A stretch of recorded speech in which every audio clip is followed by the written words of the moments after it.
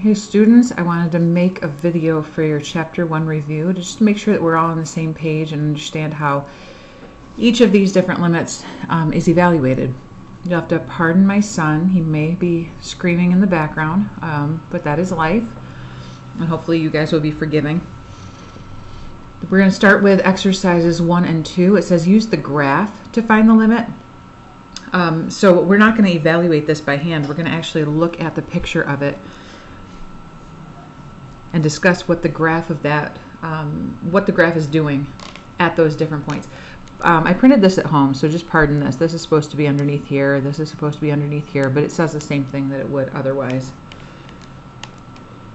So the first thing I'm going to do is get this graph drawn. I'm going to go alpha y equals 4x minus x squared all over x. And the graph looks like a line, which makes sense, just to foreshadow.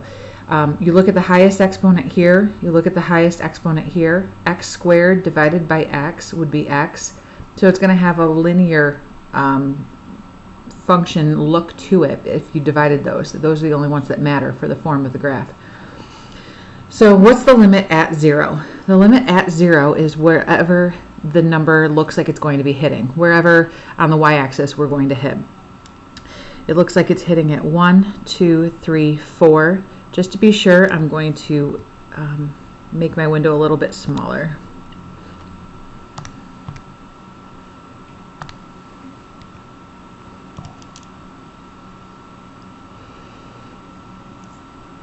One, 2, 3, 4, right there is correct. And then at -1 would be over here now. Well, let's see. If you want to find the actual value, you can go to the table. And at -1, it's going to be 5. Now there's an error at 0, so we couldn't actually just evaluate it, but we can look at the behavior of the graph. I'm going to draw a picture just to verify.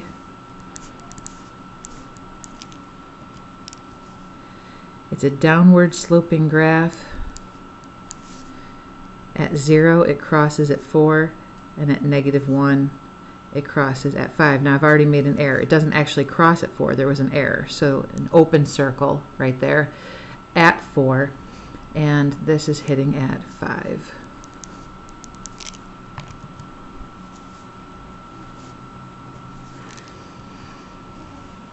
We're going to have a problem in the second example at 3, and you'll notice that 3 is the first one being evaluated.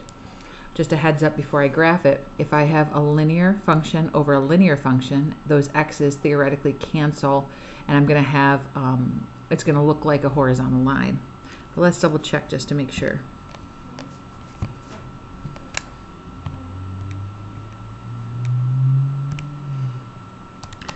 -2x over x minus 3. Oh, I was wrong. 6. It does not look like a horizontal line at all.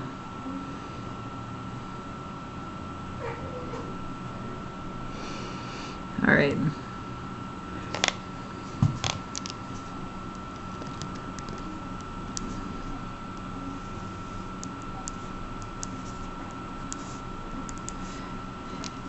Because I actually got ahead of myself, I apologize for that. It's not a horizontal line, its end behavior is a horizontal line. So actually in later chapters you're going to find out that this is extending and this is extending on this side at the same horizontal value. That's your horizontal asymptote. But again, we're not worrying about that just yet. Alright, so at 3, this graph, which extends like this, and then comes down here, at 3, 1, 2, 3, we've got something going on, don't we? Since there is an asymptote at 3, the limit from the left is approaching positive infinity. From the right, it's approaching negative infinity. Because those two sides are in disagreement, then the limit at 3 itself does not exist. The limit at 0, when x is 0, it looks like it goes through the origin, but let me double check with the table. Yep, at 0, it's 0. Just refresh your memory. The limit is the y value. That's all. What y value is it intending to hit? Next part is your epsilon delta proof. First thing I'm going to do is evaluate this epsilon delta proof. I'm going to evaluate the limit by plugging in 4 for x. What is the limit at 4?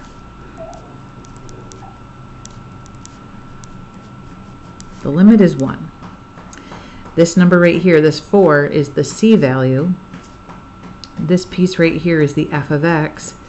And what we're going to do is take f of x minus L, make it less than epsilon, and eventually work our way to an x minus c less than delta.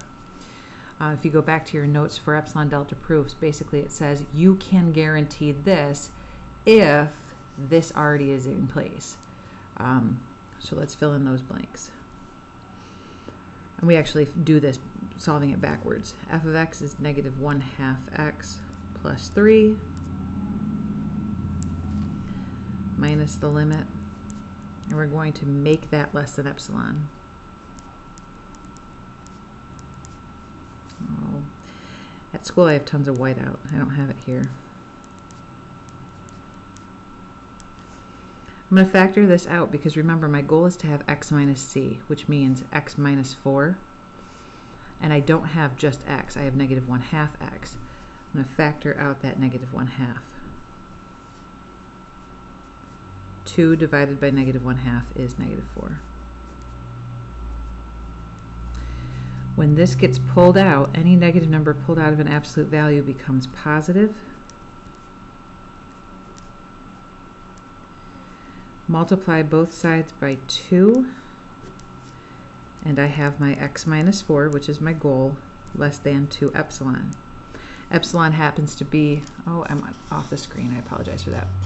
Epsilon happens to be 0.01, so numerically this is 0.02, and theoretically it's the value that we need for delta. So what does that mean in our own words? It means to guarantee that y is on the interval. Well, what interval? It's got to be epsilon away from the limit. Limit is a y value, epsilon is a y value. So epsilon less than that would be 0.99. Epsilon more than that would be 1.01. So if y is going to be on this interval, then we're going to have to use an x on the interval of the x value, c, give or take delta. Delta less than that would be 3.98, and delta more than that would be 4.02. So just again, if I want to guarantee my y values to fall on this interval, then I have to use x values on this interval. Otherwise it won't work. The last part is the proof. As far as I'm concerned, it's more like a check, but I'm going to start with my final statement, and instead of writing delta, I'm just going to jump to the 2 epsilon because they're equal. If this side is less than that side, then if I multiply both of them by 1/2, it will still maintain the fact that the left side is less than the right side.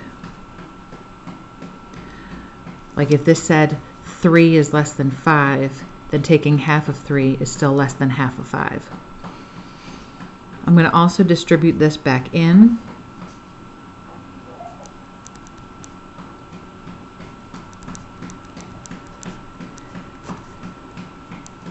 And I'm going to just recall the fact that it came from a negative 1/2. So if I bring 1/2 back in, I have the option of either a positive or a negative. I'm just going to do the negative that I need.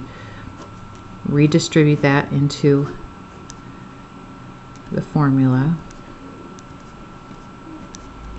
And then I'm remembering what my final goal is. I want this to say f of x minus L. My f of x is looking for a plus 3. So what I'm going to do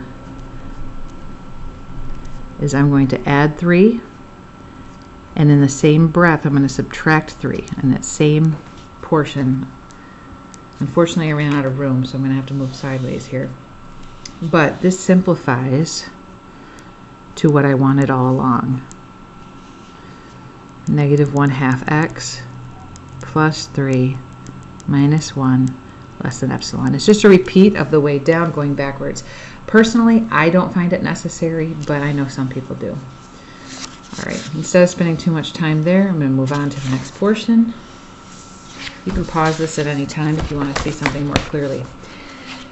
These questions right here are similar to what you're going to be assessed on by Corning. So this is the part that you're going to want to pay extra close attention to. If you can just plug in the number, that's your first line of defense when doing any of these limits. So if I can plug in -5, do I get a valid number? Well, can I take a cube root of -8? And I can. If you don't know that off the top of your head, just use your calculator. Nobody's going to judge you. -2 would be the answer.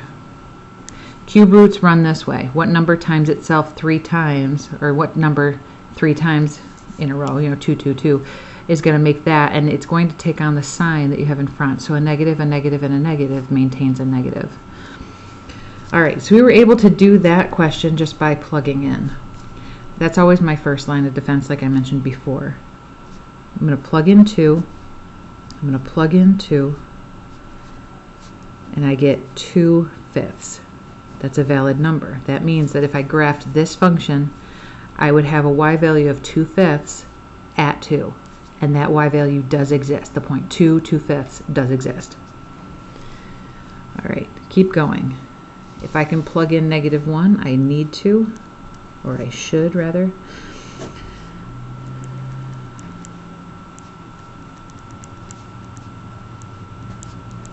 This becomes 4 in the numerator. Denominator becomes 2 times a +1. -1 squared is +1. Plus 1 minus 3. And you'll notice that we get 0 in the denominator. If 0 exists in the denominator but the numerator is not 0, then this says the limit does not exist. We have a vertical asymptote, right, whenever your denominator is 0. I'm going to go a step further and actually explain what this is. That means that we have a non-removable point of discontinuity at x equals, well, what is the x value? -1. Non-removable point of discontinuity is just our fancy way of saying that we don't have something that we can just take the point and move it.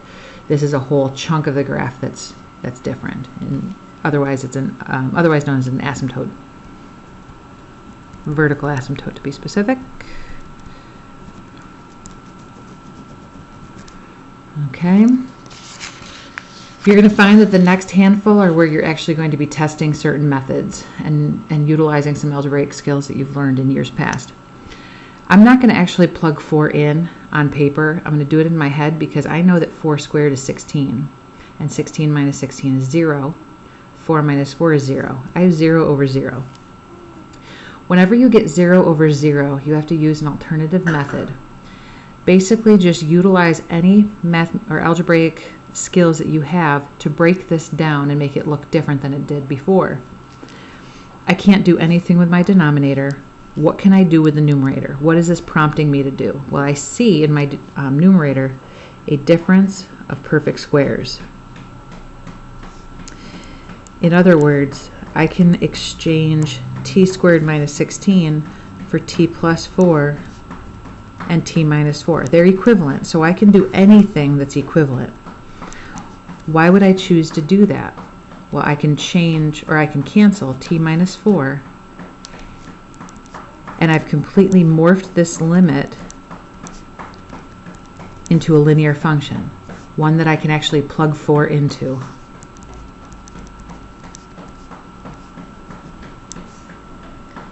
That means that although there was a hole at the point 4 something, it should have been filled in at the point 4,8. So there should be a point at 4,8, but instead there is a hole. If you see a radical, you're going to rationalize. Rationalizing entails, well, actually, before I do that, let me make sure that this is 0 over 0, because if it comes out to be nice, I can just put that answer down. 4 minus 3 is 1, square root of 1 is 1, minus 1 is 0. 4 minus 4 is 0, so I have 0 over 0. If you have 0 over 0 and a radical, multiply by the radical, except change the sign between the first part and the second part to its conjugate, to its opposite. Now I can't multiply by just that. I have to multiply by it over itself, because you can multiply as many times as you want by a value of 1, and that's not changing the value of the entire problem. So this is legal. Why would I do that? Well, if you multiply by the conjugate, you end up having a difference of perfect squares. For example, square root, so I'm foiling right now, square root times itself. If you square a square root, the square root goes away. The outer would be square root of x minus 3 times positive 1. Oh, why did I do that? That was silly. I meant to put parentheses around it. So I've got 1 times square root of x minus 3. The inner would be negative 1 times square root of x minus 3. See how they're going to cancel? That will happen every time. And then negative 1 times positive 1 is negative 1. My denominator, I'm not going to actually FOIL that out. I'm going to leave it alone, because you're going to find that there's no need to actually make it more difficult than it needs to be. You can leave it alone and evaluate it later. My new numerator is x minus 3 minus 1. My denominator is x minus 4 times the quantity x minus 3's square root plus 1. The numerator can simplify to x minus 4. If you did this correctly, you will see a canceling at this point. And anytime you cancel, that's a good thing. In fact, if you cancel at the point that would make this 0. For example, I see x approaching 4. I'm looking for an x minus 4 to cancel in order for this to actually be able to be evaluated. And now it can be. So I'm just going to do it right now. If I plug in 4, I get the square root of 4 minus 3, which is 1, plus 1. This comes out to be 1/2. That means in all this mess, where I had a hole at the x value 4, now I could put 4, or I should have the point 4 1/2 in that spot. Okay, keep going. What do you do when you have a complex fraction?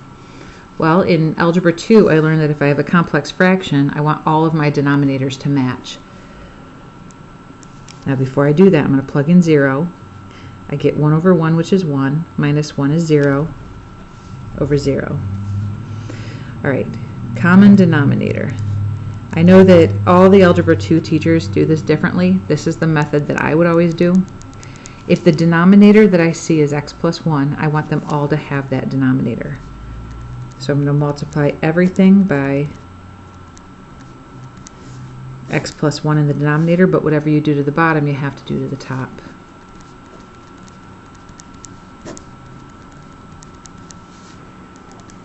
Since all the denominators match now, they can go away, but I'm not going to do that just yet. I'm going to rewrite it first.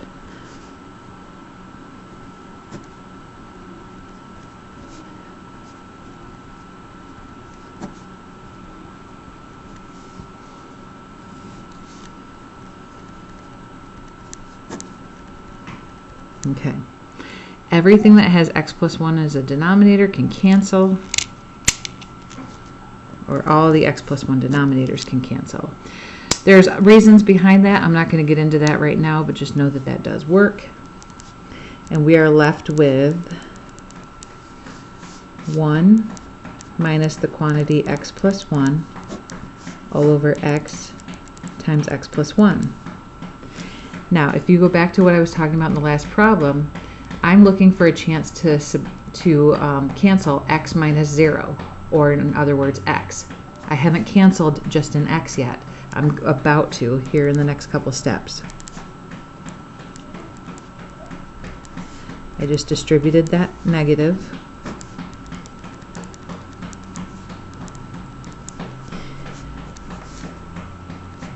We're getting there. I'm finally at a part where, or at the point where I can cancel those x's, leaving me with the limit as x approaches 0 of -1 over x plus 1. If I plug in 0 now, I get -1 over 1, which is -1. So there was a hole in this graph, but it would be filled in if I plotted the point 0, -1. These ones are a little bit different. You have two different fractions that would give you two DNEs if you did the limits separately. So we're just going to go right into the alternative method, which would be, well, what would happen if you had two fractions? You should look for common denominators. I'll write up here too that this was a complex fraction. Pardon my handwriting. So common denominator, first I want to see what these break down into. This denominator, if I factor it appropriately, is going to be x plus 1 times x plus 2. One denominator is x plus 1, the other one is x plus 1, x plus 2. They have to match. The first fraction is missing the x plus 2. If you remember me saying just a bit ago, whatever you do to the top, you have to do to the bottom.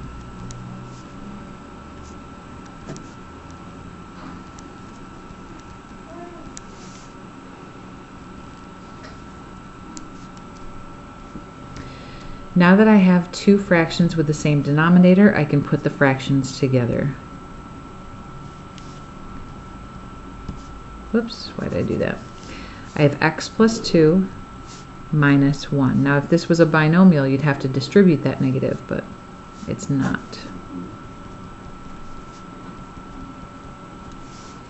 Keep simplifying the numerator, and I have x plus 1 over x plus 1, x plus 2. Now a heads up, if I go back to the beginning, I see x approaching -1. If I'm looking for x minus c, then that's x plus 1 that I'm trying to get to cancel. Here it is, ready to cancel. I have the limit as x approaches -1. X plus 2 is on the bottom here. If I plug in -1, I get 1 over 1, which is 1. We're almost done, at least with these. Trig problems are a little bit tricky. If they can be easily evaluated, by all means go ahead and do that. But if you look at this, if I throw in 0 for tan, I remember calculus is real numbers, so I want to do this in the calculator just to be sure. If I throw in, oh, not just on the calculator, but I want to make sure that I'm in the right mode, radian mode. What happens when I do tan of 2 times 0 times sine of 5 times 0 over 0? Well, the fact that it's over 0 is already a problem. Can't divide by 0. Now I want to go back and look at what the graph would look like. Tan of 2, oops. I'm just going to use x because it's a graphing screen. Sine of 5x all over x. I only care about what's happening at 0 here.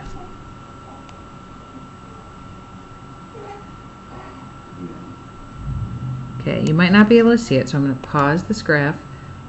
I'm going to change my window to -2 to 2.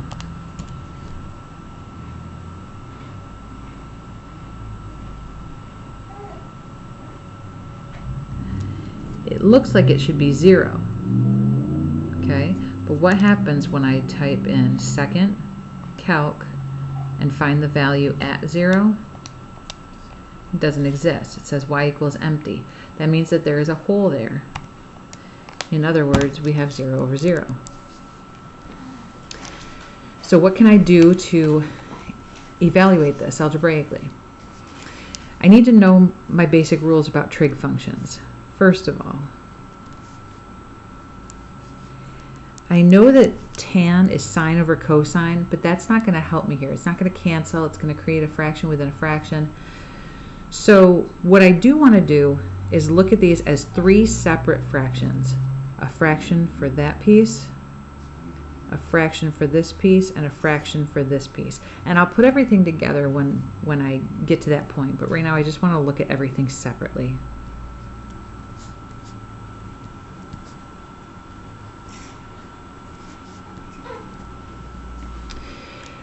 You learned the squeeze theorem, or you should have learned the squeeze theorem. The squeeze theorem said if you have sine of an angle over a matching angle, then the limit as that angle or whatever approaches 0 should be 1. So I'm going to actually put this back with this and ask myself, what would I have to do to this to make them match? Well, this denominator is missing a 5. But again, you can't just throw something in that's not there without putting it in the numerator to balance out. I put a 5 here, I balance it with a 5. So here's what I know. If I plug in 0, I start with the tan of 0. Now you should know this off the top of your head, but if you didn't know that, tan of 2 times 0 is 0. This portion is found from the squeeze theorem. It's equal to 1 times 5. It didn't matter, but because of that piece right here, but if that piece was missing, the answer would be 5. Instead, the answer is 0. Number 12 is not using the squeeze theorem, so we need to figure out what might be the problem. First of all, what happens when I plug in pi over 4 into tan? Again, you should know this, but if you don't, a calculator can help you. The denominator is 1. Okay? So, this is 4 times pi over 4 over tan of pi over 4. And I'm just going to simplify, and remember that should be your first line of defense. The answer to this is pi. Okay? I mentioned to at least one of the classes that I visited the other day about the piecewise function. We're trying to find the limit at 1, which is the point where we change from one part to the other. In order to find the limit, just find both limits separately. We're going to approach 1 of the square root of 1 minus x, and then I want to find the limit as x approaches 1 of x plus 1. But I can only do these from one side or the other. This right here says x less than or equal to 1. So this is coming from the left side of 1. We note that with a negative. This one is for all the numbers greater than 1, which means it's coming from the right side.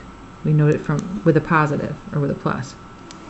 It doesn't change how we plug it in though. If I plug in 1, I get 1 minus 1, which is 0. Square root of 0 is 0. If I plug in 1 here, I get 2. If the left side of the graph is approaching 0 and the right side of the graph is approaching 2, then the limit as x approaches 1, since these do not agree, the limit as x approaches 1 of g of x does not exist. If they don't agree, then they're not intending to meet. If they did agree, then the limit would be the number that they agreed at.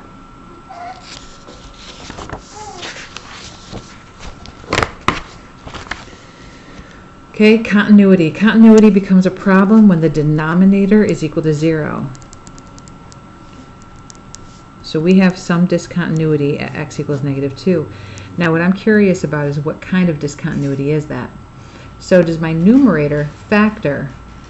Because that could change how we describe the interval here. Off the top of my head, 4 and 1, 2 and 1. Yes, it does.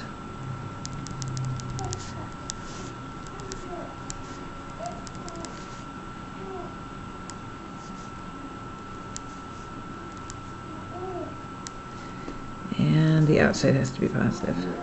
Okay? So now think, if the numerator and denominator both have this x plus 2, which is the problem, we have a problem at negative 2.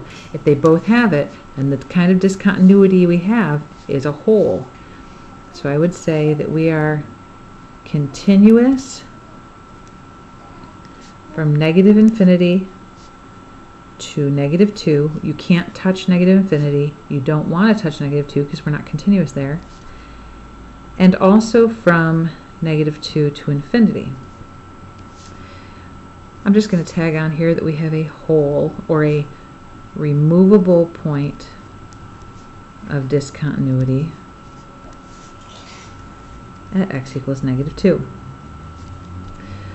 Over here, if I plug in 2 to the top, I get 3. If I plug in 2 to the bottom, 4 minus 3 is 1. Because they do not match, and because it wasn't just a point that was lifted, then I am continuous from negative infinity to the x value, 2, and then 2 to infinity. But I'm going to say that I have a non-removable point of discontinuity at x equals 2. It's not just something removed, it's a whole gap. If you want to just write a gap, that's fine. You don't even have to write that step, but it shows understanding. Intermediate value theorem, first thing you do is evaluate at A and at B. A and B are your interval values. At 1, I have the value 2 minus 3, which is negative 1. At 2, I have the value, see, 8 times 2 is 16, minus 3 is 13. Since this side is negative, this side is positive, and this is a continuous function, then I must hit 0 somewhere in between. Since, and let's see, f of a, I'll be specific. Since f of 1 is less than or equal to 0, the equal doesn't really matter, but and less than or equal to f of 2, and f of x is continuous, there must be a spot on the interval 1 to 2 where 0 is crossed. Now let's find that spot. Set this function equal to 0. I'm going to move the 3 over, divide both sides by 2, take the cubed root of both sides, and x is equal to the cubed root of 3 halves. Is that number between 1 and 2? Well, let's look at that as a rounded decimal, an approximate decimal. What is the cubed root, oops, the cubed root of 3 halves? And the answer is 1.145 approximately. That number is between 1 and 2, so that is the C value, if you will, where we have f of c equal to 0. Last thing we're going to talk about is vertical asymptotes. Really simple. You have vertical asymptotes where your denominator is 0, but your numerator is not. Set my denominator equal to 0. You can solve this a number of ways. It's an incomplete quadratic, so you could move that over. Just remember, whenever you take the square root, you have to account for both the positive and the negative answers. Will positive or negative 6 make my numerator 0? The answer is no. Therefore, there's vertical asymptotes at x equals positive and negative 6.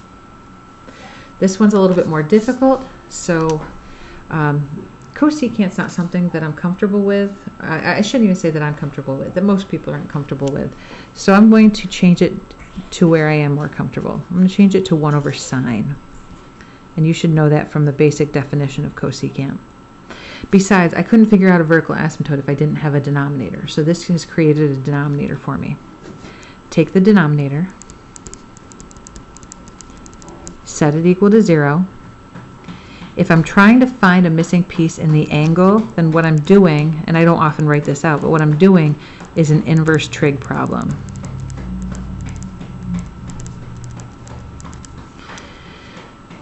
Inverse trig and trig, they cancel out, and I'm left with pi x.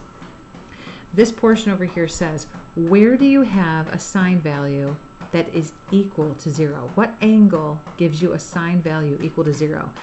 If you know enough about your unit circle, sine is your y value, and the unit circle has a y value of 0 at those two portions on the graph.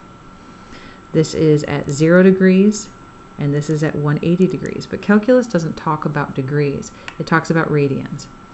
0 degrees is 0 radians. 180 degrees is pi radians. So this is equal to 0, and it's also equal to pi. This comes out to be 0, this comes out to be 1. Now here's the thing.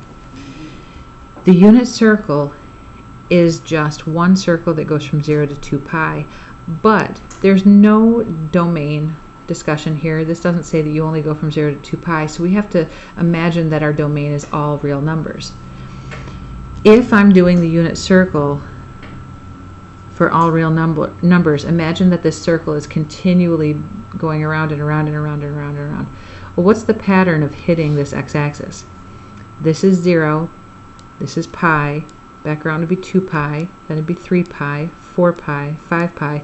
So I'm going to finish this statement by saying I have a vertical asymptote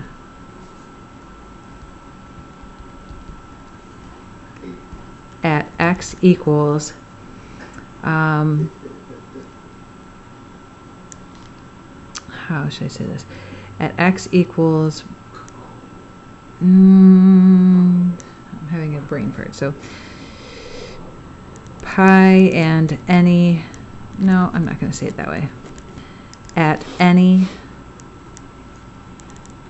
integer value of pi. Okay, that includes positives and negatives. This was last minute thrown together, so I apologize if I stumbled on my words, but hopefully that is understandable. And if you guys have any questions, you know where to get a hold of me. So good luck on your test on Monday, and can't wait to see how you do.